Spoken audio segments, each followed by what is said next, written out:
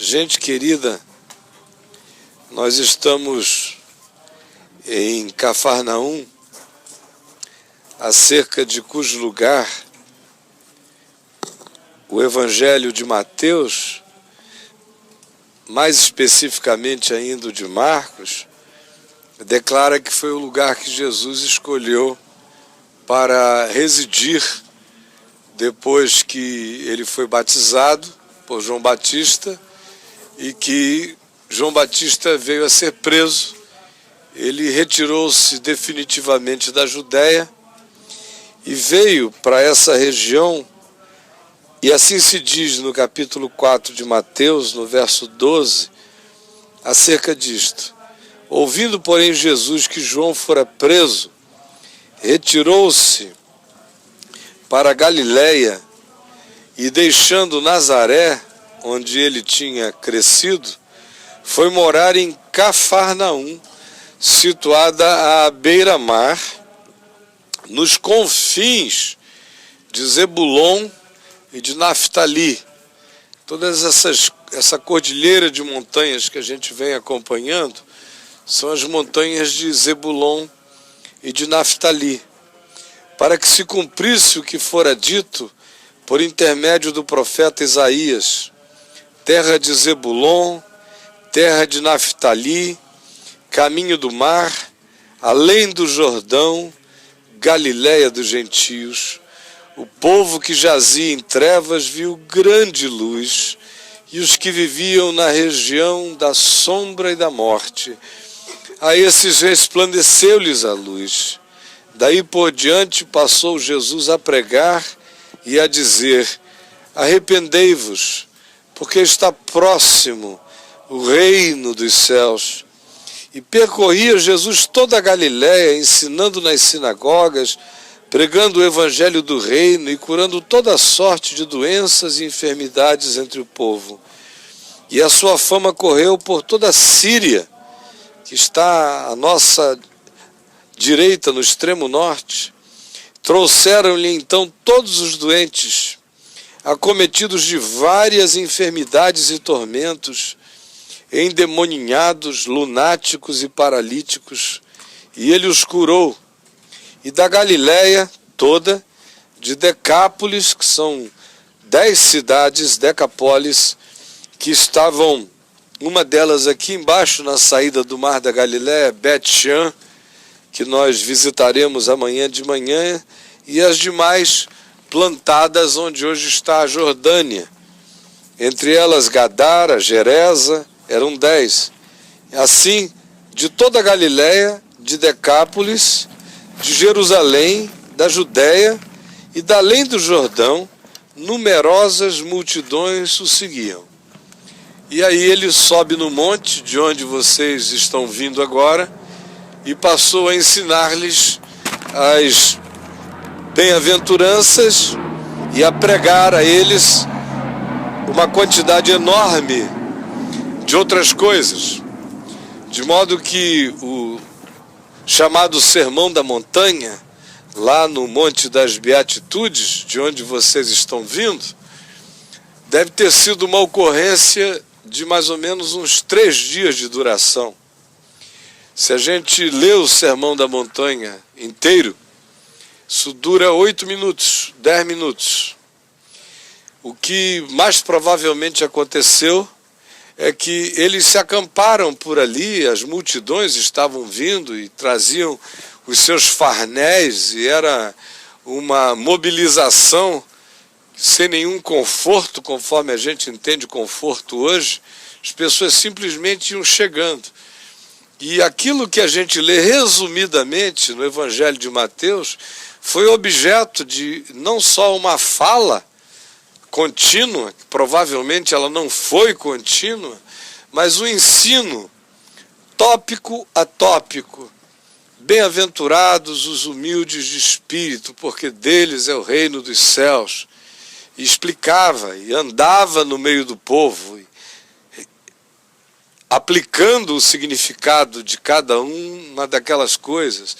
Bem-aventurados os mansos, porque eles herdarão a terra. Bem-aventurados os limpos de coração, porque eles verão a Deus. Bem-aventurados os misericordiosos, porque eles alcançarão misericórdia. Bem-aventurados os pacificadores, porque eles serão chamados filhos de Deus. Bem-aventurados os que têm fome e sede de justiça, porque eles serão fartos. Bem-aventurados os perseguidos por andarem segundo a justiça do reino de Deus e do coração, porque deles é o reino dos céus. E bem-aventurados sois quando por minha causa vos injuriarem e vos perseguirem e mentindo disserem todo o mal contra vós. Regozijai-vos e exultai, porque é grande o vosso galardão nos céus, porque assim também perseguiram aos profetas que viveram antes de vós. Vós sois o sal da terra, vós sois a luz do mundo. Não vos vingueis a vós mesmos. Amai os vossos inimigos, orai pelos que vos perseguem.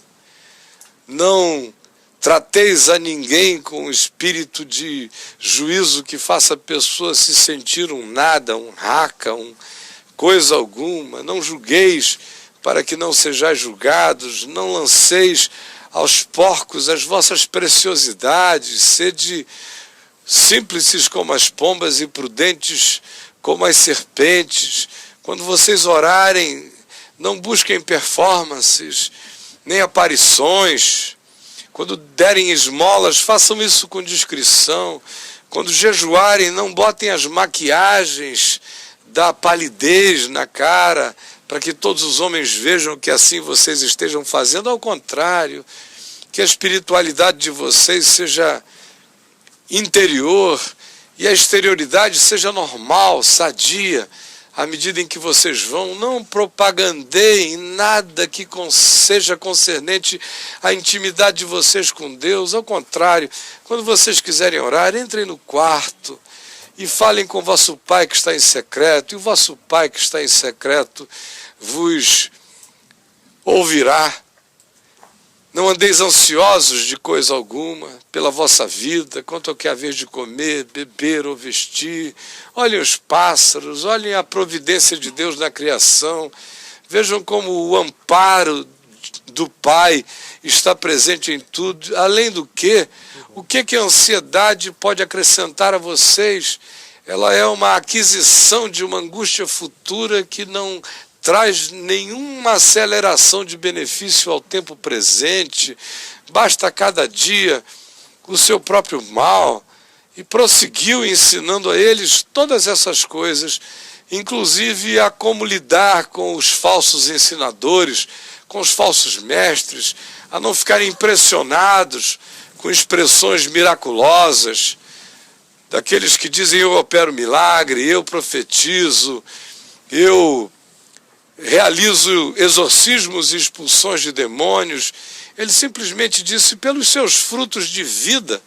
E o fruto não é operar milagre, não é fazer uma profecia, não é expulsar um demônio, porque demônios sempre saíram das pessoas. E não houve uma inauguração de exorcismo com Jesus. Ele mesmo vem a dizer aos que o acusavam de expulsar demônios pelo poder de Beelzebu, ele disse, então, por quem os expulsam os vossos filhos? Já era algo que era corrente. A diferença é que, diante de Jesus, a mera palavra, em Jesus tudo era meramente pela palavra, e tudo acontecia. O fruto que ele diz que nós deveríamos verificar é o fruto de vida, é o que brota do coração, é o fruto do Espírito, é o fruto do caráter convertido ao amor de Deus. Não são exterioridades de moralidades comportamentais, nem de performances de aparência, mas o fruto do Espírito é amor, é alegria, é paz, é bondade, é benignidade, é longanimidade, é mansidão, é domínio próprio, coisas essas contra as quais não há lei, porque aquele que nelas anda nem pensa na lei, anda constrangido por aquilo que nos remete na direção natural e simples e oxigenada da prática de todo o bem. E quando ele acabou de dizer essas palavras, as multidões estavam maravilhadas. Isso deve ter durado uns 3 dias de conversa, falando e aplicando aquilo aos contextos humanos os mais diversos. Eu, por exemplo, quando imagino o Sermão do Monte, eu vejo andando entre as pessoas, botando a mão no ombro de um, de outro, identificando as situações interiores das agonias de cada um, e tocando e dizendo, e o desmanche de alma ia acontecendo, sem que ninguém precisasse ser exposto ou revelado. Os amargurados de espírito, querendo justiça, ouviam-no dizer: bem-aventurados os que têm fome e sede de justiça, porque serão fartos. E a amargura se transformava em consolação. O que estava atormentado de mente, querendo encontrar pureza mental, o ouvia dizer: bem-aventurados os limpos de coração, porque eles verão a Deus. E almas idênticas entendiam e a mente se limpava. Em toda e qualquer outra situação, aqueles que se esforçavam pelo bem, estavam cansados e frustrados, ouviam dizer: bem-aventurados os pacificadores, não desistam, eles serão chamados, cada um deles, filhos de Deus.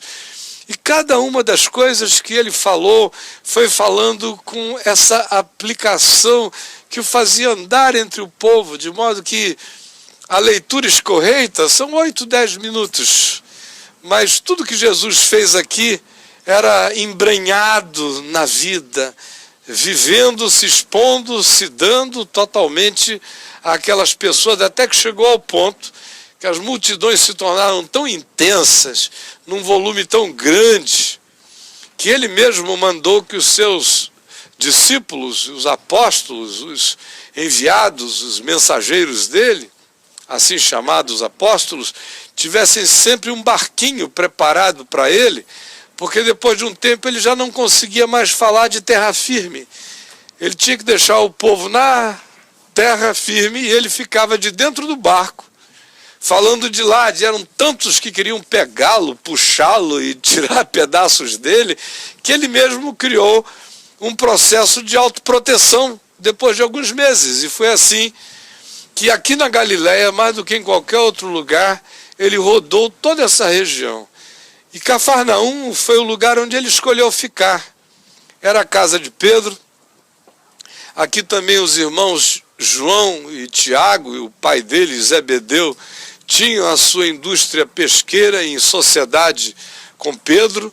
Muitos daqueles que vieram e foram chamados eram das proximidades. Pedro, por exemplo, morava aqui, mas originalmente ele era de Betsaida, mais adiante, aqui no Mar da Galileia. Mais adiante você tem Betsaida, você tem Corazim. Hoje em dia nós não temos por que visitar Betsaida, porque há apenas a localização, muito pouca estrutura que vale a pena visitar. Corazim, você passa e você vê pedras como essas antigas lá amontoadas, que marcam o lugar da antiga Corazim. Tiberíades é a cidade que vocês veem mais adiante, ali embaixo, subindo a montanha. Foi uma cidade construída, dedicada a Tibérius, o imperador romano, e, portanto, era uma cidade também com marcas romanas, não exacerbadas como em Cesareia Marítima, nem tampouco como Cesareia de Filipe, mas foi feita na artificialidade da dedicação daquele lugar a César. Toda essa região ele cruzava nesse lago, que para um amazonense é um laguinho. É um laguinho. A gente tem no Rio Negro lugares que são 10 vezes maiores do que esse aqui. Mas num lugar onde falta água, isso era chamado de mar. Um mar de água doce, com muitos nomes. Mar da Galileia, mar de Galil, porque Galileia vem do hebraico Galil, que significa círculo. Isto aqui é praticamente um círculo, é um ovo. com 20 quilômetros de comprimento e 12 quilômetros médios de largura, cercado por essas montanhas todas, que vêm desde a Síria, numa falha geológica como aquela falha de St. Andrews, lá nos Estados Unidos, é uma falha enorme, que começa na Síria e entra pela África, e aqui é o canal grande, nesses cânions. Por isso a nossa viagem de barco de hoje de manhã foi adiada para tarde, porque de manhã estava ventando e o barco nos disse que não era aconselhável que nós fôssemos. Agora vocês veem que não tem vento, mas ainda assim vocês veem a ondulação suave das ondas, mas elas estão aí. E Jesus botou a base dele aqui, era extremamente conveniente, inclusive pela situação geográfica, porque a Jordânia, que está do outro lado, naquele tempo lá estavam as Decápolis, as 10 grandes cidades, eram cidades imensas, maravilhosas. Amanhã vocês vão ter uma ideia disso quando formos cedo aqui a Bet-Shean, que era uma dessas cidades magníficas, tipo Éfeso.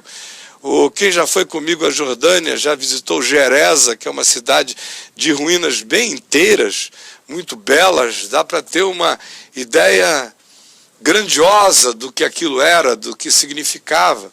Pessoas que vinham da Síria, de Damasco, do lado de lá, da além do Jordão e do Líbano e da Judéia, e aqui virou um centro de convergência. Foi também aqui que Jesus realizou curas e curas e curas e curas. Cafarnaum é o lugar das curas e das muitas curas. Já começa entrando em Cafarnaum e curando a sogra de Pedro.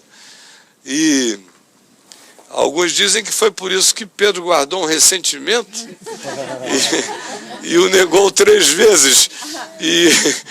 Mas curou a sogra de Pedro aqui na chegada. Casa de algumas pessoas aqui, ou de uma delas pelo menos, veio a ser destelhada. Vocês lembram daquele destelhamento? Foi aqui em Cafarnaum, que ele estava falando dentro de uma casa, quando alguns amigos se reuniram e resolveram que, já que não dava para entrar, de tanta era a multidão dentro, fora, à volta, abriram o telhado da casa e baixaram o indivíduo no leito. A história vocês conhecem, em Marcos 2 ela é bem detalhada e longa. Aqui em Cafarnaum, por exemplo, na sinagoga, essa sinagoga que está aí é uma reconstrução do 4º século, a sinagoga original, no mesmo lugar onde Jesus pregava, foi destruída num terremoto, mas é o mesmo lugar. E ali nessa sinagoga acontecem situações extraordinárias, como por exemplo, ele entra na sinagoga para pregar e aquele homem começa a gritar: tu és o Cristo, Filho de Deus. Ele manda calar, repreende aquele demônio, e há uma quantidade enorme de outros endemoniados que saíam dizendo: tu és o Cristo, tu és o Cristo. E ele repreendia todos. Era diferente desse pessoal hoje que até pede intervalo comercial para o demônio, para o pseudo-demônio. Um demônio tão fajuto, tão psicológico, tão sugestionável. Todos esses de hoje só ficam assim. Mas os daqui eram demônios de verdade. Não dava para dizer time out, agora vamos fazer um comercial. Não. Eles saíam gritando: tu és o Cristo, Filho de Deus, e Jesus mandava que eles se calassem, não dissessem nada e saíssem. E as curas proliferaram. A mulher do fluxo hemorrágico, lembram-se dela? É aqui em Cafarnaum, que ela que sangrava há 12 anos, sem ter cura jamais para si, vivendo num estado de anemia profunda, carregando a vergonha enorme de que aquela menstruação crônica a tornava uma mulher imunda, e os mais religiosos que sabiam daquilo não queriam nem tocar nela, senão eles teriam que fazer oblações e lavagens para se purificarem do toque numa mulher que tinha um fluxo menstrual crônico, conforme a lei de Moisés, da qual nós ficamos libertos, conforme o escrito de dívida que havia contra nós. Imagina, eu não vou perguntar quantas meninas e senhoras estão menstruadas hoje aqui, mas no passado, a própria mulher já se escondia, não queria, não, porque se alguém tocasse nela e soubesse que ela estava, iria significar que a pessoa iria ter que se purificar. Vocês vejam do que a gente foi livre e de como esse pessoal que fica querendo fazer esse retorno à lei não tem a menor consciência de que a lei morreu em Cristo. O fim da lei é Cristo para a justiça de todo aquele que crê. Eles fazem só uma leitura seletiva e escolhem as leis que eles querem para impor sobre os outros, porque, como eu disse hoje cedo, lá na Cesareia de Filipe, o pacotão inteiro é absolutamente insuportável. Aqui também Jesus ressuscitou a filha de Jairo, que era o principal da sinagoga, e que veio pedir a ele: vamos até a minha casa, minha filha está morta. É no caminho para a casa de Jairo que a mulher do fluxo hemorrágico toca nele. E no meio daquela multidão que pegava ele de todos os lados, ele para e diz: quem me tocou? E Pedro diz: mas que pergunta ridícula, Senhor, está todo mundo pegando no Senhor, e o Senhor pergunta quem me tocou? E Jesus disse: não, tem muita gente me fetichizando, mas só uma pessoa me pegou, me tocou, porque eu senti que de mim saiu o poder. Aí é quando a mulher vem e se joga trêmula aos pés dele, e ele a levanta terna e carinhosamente e diz: filha, a tua fé te salvou, fica livre do teu mal, vai em paz. São essas ocorrências lindas, e muitas delas, a ponto de que se diz que todos os dias, ao cair da tarde, as multidões se reuniam aqui em Cafarnaum, gente, leprosos, paralíticos, lunáticos, endemoninhados, a escória humana que ninguém queria, todos vinham. E ele os curava a todos. De todas as enfermidades, de todas as doenças, de todos os lunatismos, de todas as idiosincrasias, de maneira que foi se espalhando aquela onda extraordinária de graça e de cura para todos os lugares. Isso perdurou sistematicamente por meses e meses a fio. Às vezes eles atravessavam o barco, pregava do outro lado, voltava de lá para Tiberíades, pregava ali, vinha pela praia ou atravessava.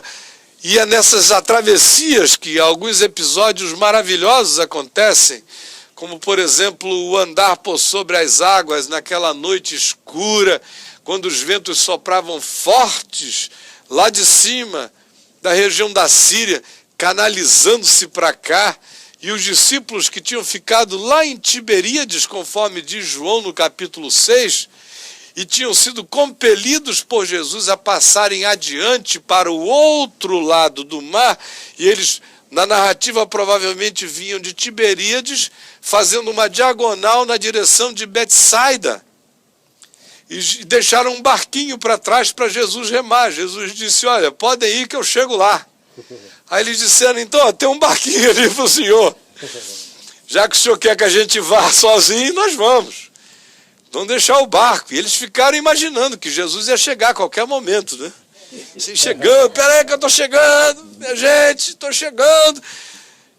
E a noite escura, a virada da noite, a meia-noite aconteceu, a madrugada começa a chegar, o vento é louco, o barco deles está como uma rolha solta na agitação das águas e dos ventos. Vocês não têm ideia do que pode acontecer nessas águas quando esses fluxos de ventos se canalizam pelos cânions e como isso se torna intrafegável. E eles estavam, apesar de serem pescadores experientes, apavorados, quando de repente eles veem aquele vulto na escuridão da noite, andando serenamente por sobre as águas. E chegando a eles, ficaram olhando. Se fosse hoje em dia, alguém ia dizer: é um alienígena. Era bonito demais para ser o chupa-cabras, né? Aí eles gritaram: é um fantasma! Só pode ser uma fantasmagoria. E Jesus disse: não, não temais, sou eu. Aqui na frente. E Pedro disse: se és tu, Senhor, manda-me ir ter contigo andando por sobre as águas. E ele foi, andou. Não sei qual é a distância que o meu amigo Pedro caminhou. Só sei que enquanto ele caminhou, ele falou, isso é absurdo, é ilógico, não faz sentido. Um cara como eu, que nem nadar sabe direito, nada, cachorrinho, andando por sobre as águas e as ondas, e o vento. Isso é ridículo, é contra toda lógica.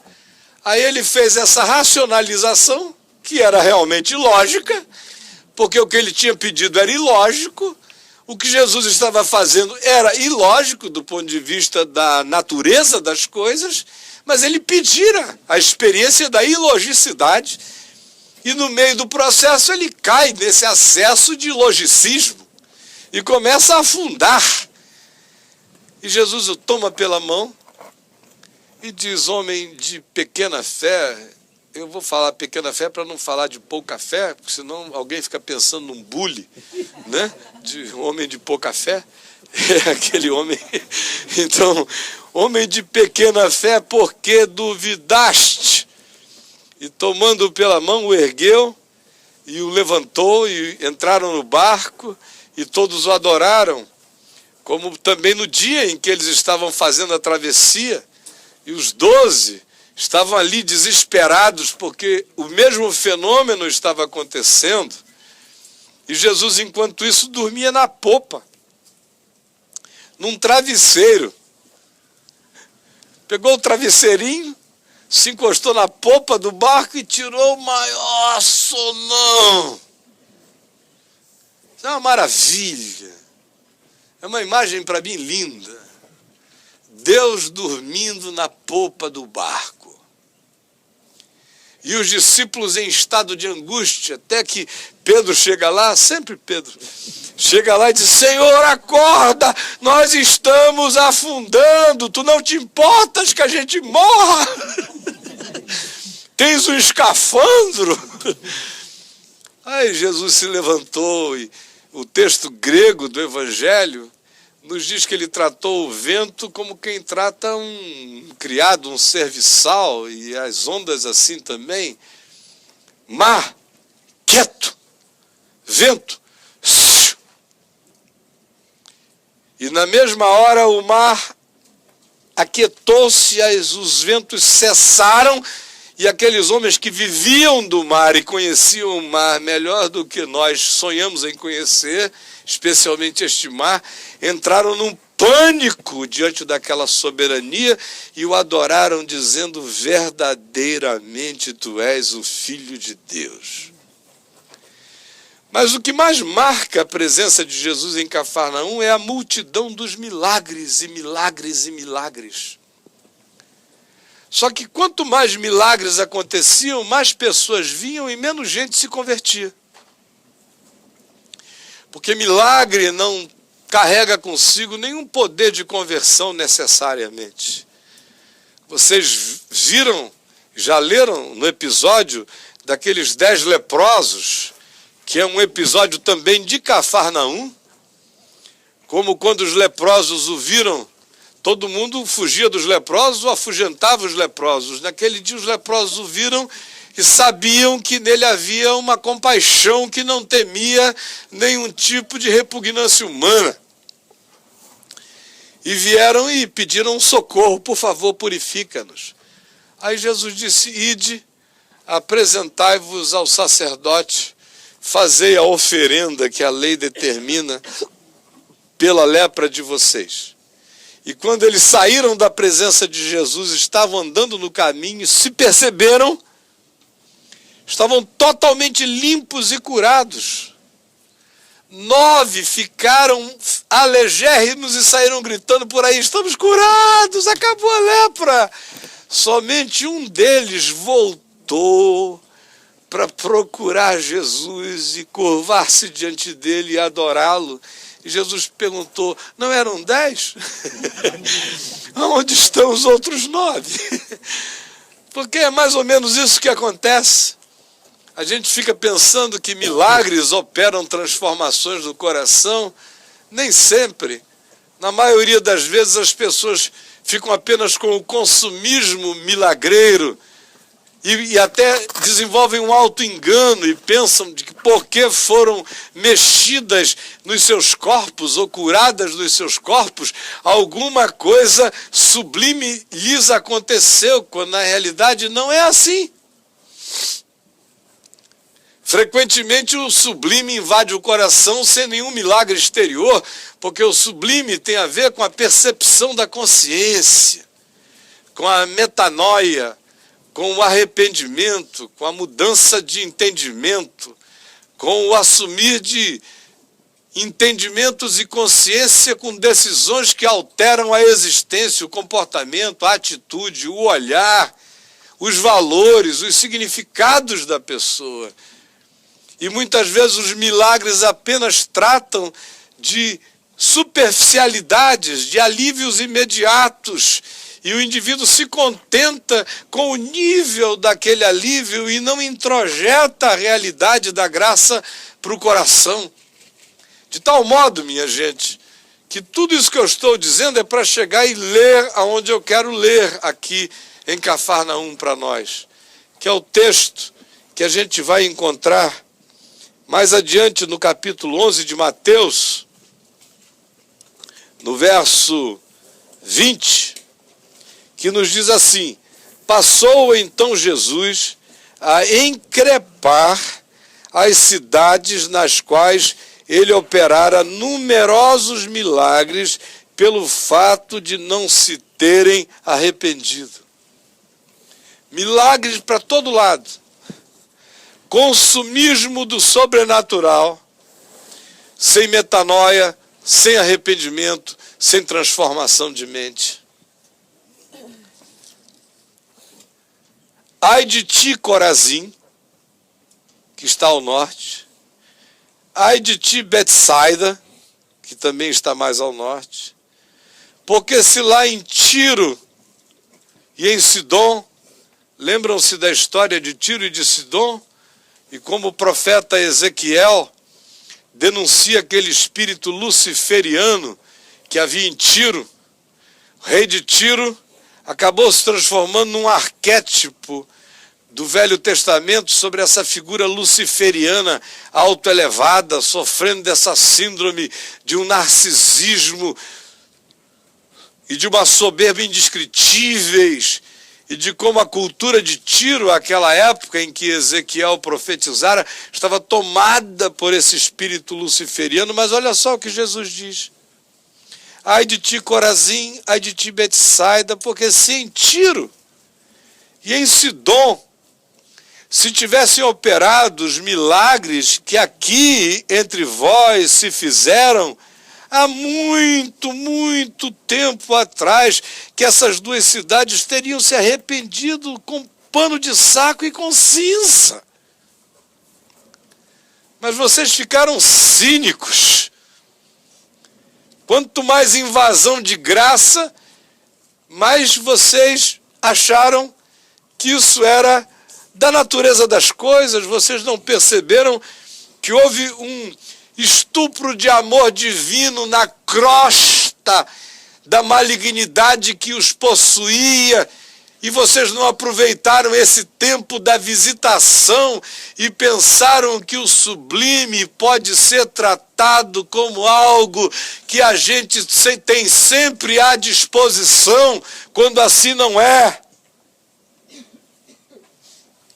Contudo, eu vos digo, no dia do juízo, haverá menos rigor para Tiro e Sidom do que para vós outros, que ficaram expostos a toda essa luz, acerca da qual se diz terra de Zebulon, terra de Naftali, caminho do mar, além do Jordão, Galiléia dos gentios. O povo que andava em trevas viu grande luz, e os que viviam na região da sombra da morte, a eles resplandeceu-lhes a luz. Tanta graça, tanta misericórdia, tanto amor, tanta bondade, tanto acolhimento, tanta sobrenaturalidade penetrando-os, mas nada lhes indo ao ventrículo superior esquerdo do coração do espírito, tudo ficando na epiderme das percepções. tu, Cafarnaum, aonde estamos, elevar-te-ás, porventura, até ao céu? Por causa dos milagres que aqui foram feitos, tu pensas que isso gerou uma elevação, um upgrade em relação a quem tu sejas? E ele fala ao consciente coletivo da cidade inteira. Elevar-te-ás, porventura, até o céu, descerás até ao inferno. Porque se em Sodoma, olha a comparação, lá no sul do Mar Morto, porque se em Sodoma e em Gomorra, que são cidades que carregam a arquetipia de tudo que era excesso, ou bestialidade, ou loucura, ou abuso, especialmente da sexualidade, da objetização do próximo, porque se em Sodoma e em Gomorra se tivessem operado os milagres que aqui em ti, Cafarnaum, se fizeram, Sodoma e também Gomorra teriam permanecido até o dia de hoje. Até agora a gente as visitaria. E aqui ele denuncia o fato de que graça abundante e extravagante, quando não assimilada quebrantadamente pelo coração, gera seres cínicos, impermeáveis, impenetráveis, que se habituam ao sublime e que não se deixam mexer, nem revolver, nem converter de dentro para fora, da interioridade para as grandes transformações que Deus espera aconteçam na existência da gente.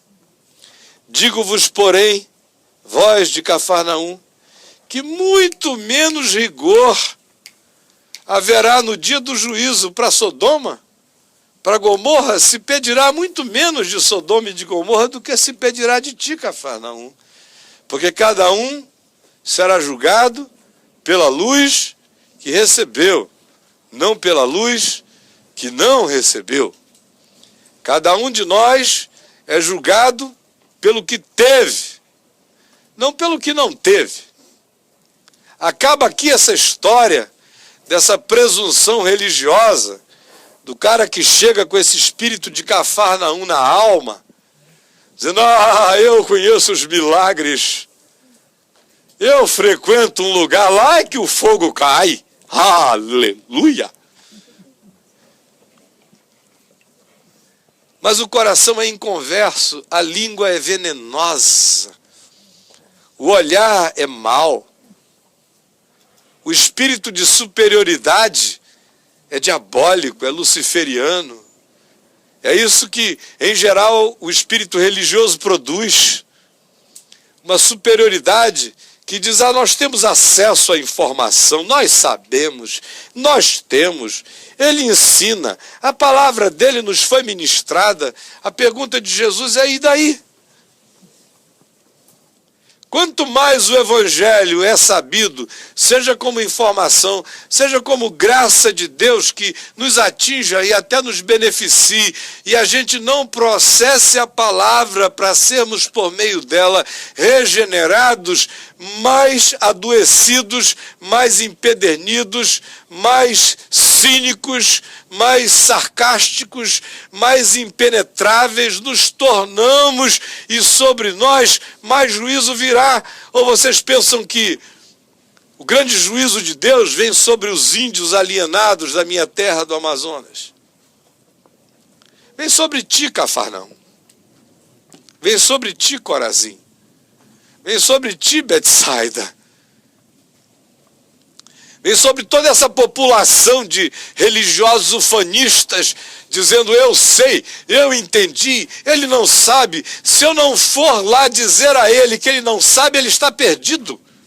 Mas eu não vou não, porque está tão bom aqui.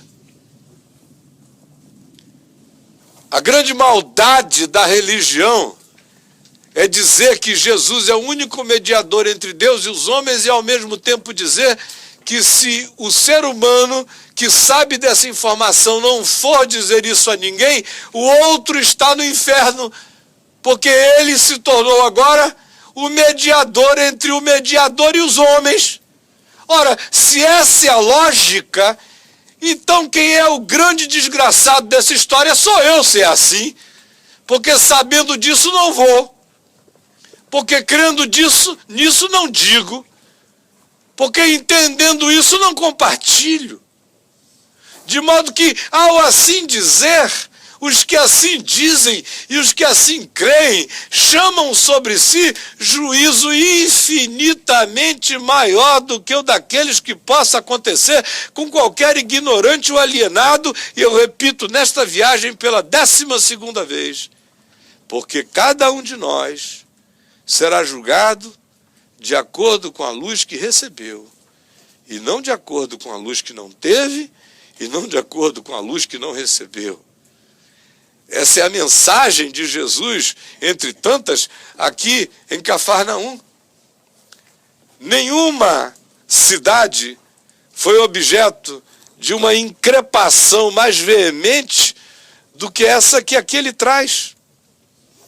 A esses que viram a graça de Deus vazar por todos os lados, o tempo todo, invadindo pelo telhado, saindo e entrando pelas casas, curando gente de todos os modos, gerando um festival de misericórdia que era gritado até por demônios que não se continham diante do poder que emanava, que vazava para todos os lados. De modo, meu amigo, minha amiga, que conhecer o Evangelho e não fazer nada com ele sempre nos torna seres infinitamente piores do que quando a gente não o conhecia e por isso vivia apenas de acordo com aquilo que se tinha. O povo que andava em trevas e viu grande luz, os que viviam na região da sombra da morte, e a eles resplandeceu a luz, e não se tornaram luzes do mundo, não se tornaram faróis da graça de Deus neste mundo tenebroso, ao contrário, cobriram a luz com um cesto, apagaram as luzes da cidade acesa sobre as montanhas, fizeram um processo de omissão perversa e homicida em relação ao que tinham recebido. Sobre esses, garante Jesus, o juízo é incomparavelmente maior sobre todos nós. É por causa disso que Paulo diz, ai de mim, se eu não pregar o Evangelho depois de ter sido invadido por toda essa graça, por toda essa percepção, eu vou conseguir viver daqui para frente fazendo de conta que as coisas não são o que as coisas são? E antes disso dizer respeito ao próximo, ao outro, essa é uma realidade que diz respeito a mim, que tem que me alcançar a mim, que tem que transformar a mim, que tem que ser a pérola de grande valor para mim. E em sendo para mim, será para todos. Porque é impossível que alguém que tenha agasalhado essa consciência no coração não a emane, não a transfira, não a faça andar na medida em que ele mesmo vai, ele mesmo a vaza em todos os seus relacionamentos, não apenas quando fala, se precisar usa até palavras, mas na maioria das vezes não são palavras, são modos, são gestos, são olhares, são acolhimentos, são atitudes que vão produzindo a fala silenciosa da boa nova, que vai alcançando a outros, porque outros olham e dizem, ela é possível porque eu a vejo encarnada nesse que me toca, que me abraça, que me olha e que me vê. Então hoje, concluindo o que eu tenho a lhes dizer aqui, eu quero apenas perguntar o que Jesus perguntou aos de Cafarnaum. O que é que você efetivamente está fazendo com a abundância do Evangelho que lhe chega ao coração? Porque em verdade eu vos digo, Disse Jesus em outra ocasião, e eu ouso repetir a vocês, com a certeza de que aqui, diante de vocês, não está nenhum porta-voz exclusivo de Deus, mas está uma pessoinha também entre milhões de outras, que tenta de todos os modos não falsificar o Evangelho e anunciá-lo na sua integridade, a vida inteira que Deus me deu, e eu espero que assim seja até o último dia da minha existência. Em verdade eu vos digo que muitos reis e muitos príncipes desejaram ardentemente ouvir o que ouvis e não ouviram, ver o que vedes e não viram.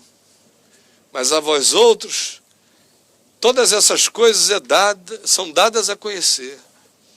A pergunta é, o que o Evangelho será feito agora, de mim e de você, no restante da nossa vida? Não adianta a gente sair apresentando currículos de sapiência. A única coisa que vale é o coração transformado, é a atitude mudada, é o olhar humano refeito, segundo a imagem de Deus, para uma atitude no dia a dia que carregue a verdade desse significado que a gente diz que nos atingiu, e que, se nos atingiu, tem que nos transformar.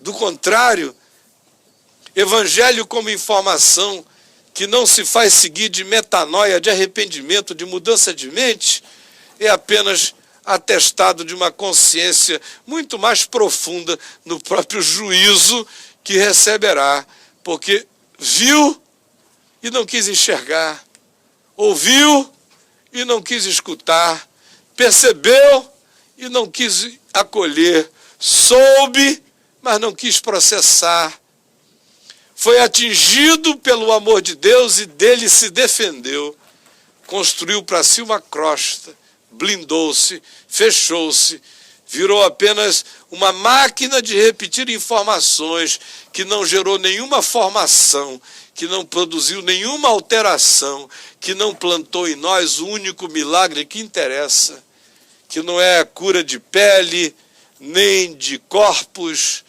nem tampouco daquilo que possa nos afligir contingencialmente o corpo.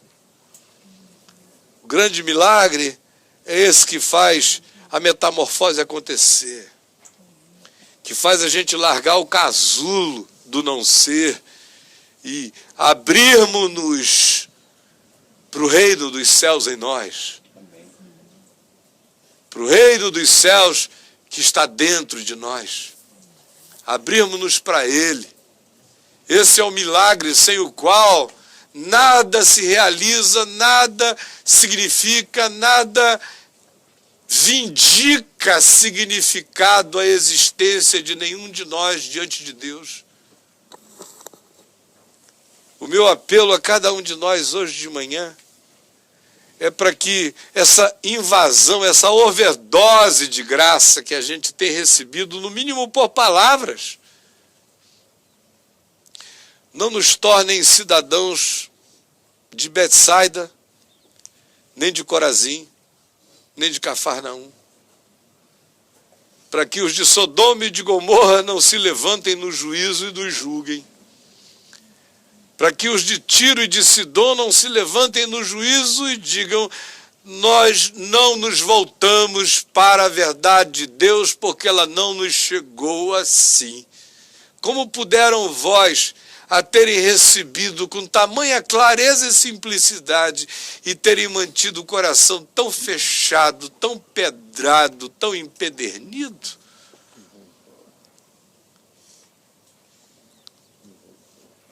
Vamos curvar a cabeça e vamos orar ao Senhor.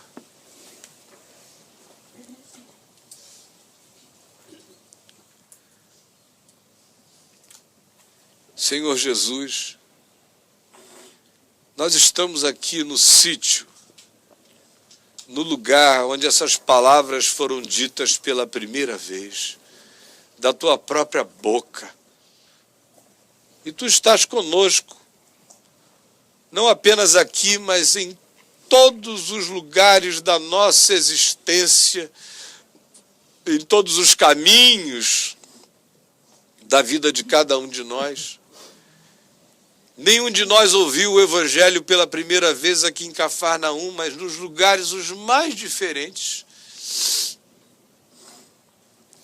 E nós temos sido uma geração que tem tido o privilégio e a oportunidade de ouvir, se não em todo lugar, mas em alguns lugares, como aqui e agora, ouvir a tua palavra sem titubeio, sem miragem, sem contorcionismos, sem mentiras, mas com pureza, clareza e simplicidade, com a mesma simplicidade com a qual ela saiu da tua boca.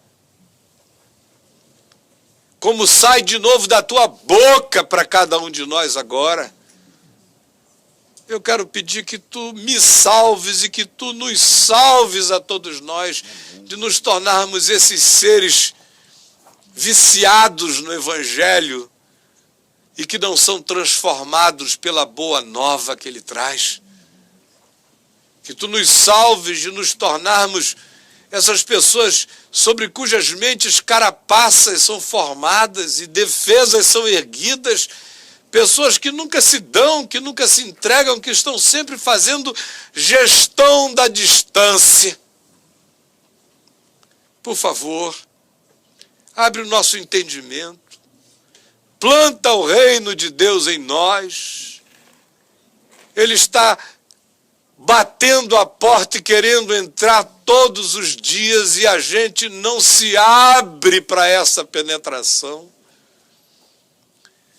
Salva-nos de que tanta informação de vida em nós produza morte. Salva-nos dessa síndrome luciferiana de Cafarnaum que diz: fomos tão visitados por milagres que nós mesmos estamos chegando ao céu. Para que não ouçamos que tu nos digas: descerás sim até ao inferno. Porque recusaste a graça de Deus, porque brincaste de amar, porque não te abriste para o dia da visitação. E porque te enfeiaste, te embruteceste, te tornaste desenervado no ser, te desumanizaste diante do Filho do Homem, te empobreceste diante das pérolas de grande valor, porque não reconheceste o dia, a hora, o momento, os anos da tua insistente visitação. Salva-nos desse irregelamento e dessa dureza. Unta o nosso coração com óleo, amolece-nos na tua graça. É o que eu te peço, em nome de Jesus. Amém e amém. Eu trouxe óleo. E o Braulio me perguntou: o que é isso aí, Caião? Você vai passar óleo no pessoal? Não. Eu quero ungir com óleo os que desejarem pelas razões mais diversas. E eu me sinto muito feliz em fazer isto hoje aqui, porque eu estou ficando tão gripado que eu sinto que preciso, inclusive, me preservar um pouco melhor no dia de hoje para a sequência dos outros dias intensos que a gente vai ter cada vez mais até o final da viagem, para que ninguém diga, se qualquer coisa acontecer da parte de Deus, ninguém diga: foi o Caio que orou por mim lá em Cafarnaum. Foi o que Jesus disse. Se é assim, então, de onde vem o adágio popular que pergunta e que afirma: médico, cura-te a ti mesmo? Agora, Adriano e eu temos tido algumas experiências muito singelas aqui em Cafarnaum. A primeira é que eu tenho um hábito de chegar aqui, hoje não foi possível ficarmos lá dentro, e foi até bom, porque essas são edificações novas aqui fora, bem agradáveis, mas eu gosto muito de um bosque que tem ali dentro, cheio de bancos, onde em geral eu chego antes do grupo e durmo. Já é quase um rito do meu ser.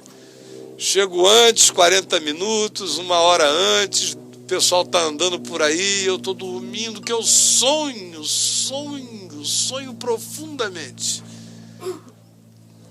E houve uma ocasião, em 2007, que eu cheguei aqui com uma coceirada que eu peguei não sei aonde, no hospital, onde eu fiquei com meu pai durante 2 meses, enquanto ele partia para o Senhor. Eu sei que eu desenvolvi uma coceira que nada curava. Já tinha ido aos dermatologistas, tomado remédios e tudo que me receitavam cientificamente eu absorvi, nada curava. Naquele dia eu deitei ali e dormi, coçava para todo lado, eu estava todo ferido, as pernas, os braços, corpo inteiro machucado, eu sempre coberto, porque estava feio até de ver meu braço. E enquanto eu dormia, eu sonhei que eu estava sendo curado. E a Adriana estava tão preocupada comigo que ela veio e, vendo que eu estava ali dormindo a ponto de roncar, veio, se ajoelhou ao meu lado e nem tocou na minha cabeça, ficou com a mão assim na minha cabeça, pedindo ao Senhor que me curasse em silêncio. Enquanto isso eu sonhava que eu estava sendo curado. O fato é que eu me levantei dali, viajei daqui, se não me engano, para Aco, no extremo norte, e as coisas todas secaram e eu fiquei livre de todo aquele mal. Depois, em 2009, eu acho que em 2010, por aí, nós trouxemos um casal de amigos até aqui. E quando nós chegamos aqui em Cafarnaum, eles são pessoas de fé e queriam ter um nenenzinho e não conseguiam ter. Aí eles nos procuraram. Éramos só nós. E 3 câmeras, 2 câmeras e um fotógrafo, gravando algumas coisas para ver em VTV. E eles falaram, será que dava para que vocês orassem conosco? Porque nós queríamos muito que o Senhor abrisse o ventre dela e a gente tivesse um filho. E nós oramos por eles e alguns meses depois eles já nos ligaram, logo depois, dizendo que ela estava grávida, e eu tive o privilégio de oferecer a menina ao Senhor, chama-se Laura. Vários outros casos, várias outras ocorrências, de vários outros milagres de Deus acontecendo, e não é por causa do chão de Cafarnaum, das emanações de Cafarnaum. Não há nenhum esoterismo no que eu lhes estou propondo, porque Deus é o Deus de todos nós, em todos os lugares. É apenas uma simbolização adensada pela história do que aqui aconteceu com tanta abundância. E que nesta hora engravida o nosso coração dessas lembranças. E como a fé vem pelo ouvir, e pelo ouvir a palavra de Deus, eu creio no meu coração que muitos de vocês estão de um lado com temor e tremor, e de um outro lado com um ardor, com uma candência de intensidade de fé sendo produzida nos seus corações. Se alguém quiser oração, eu vou pedir que a Adriana venha até aqui à frente.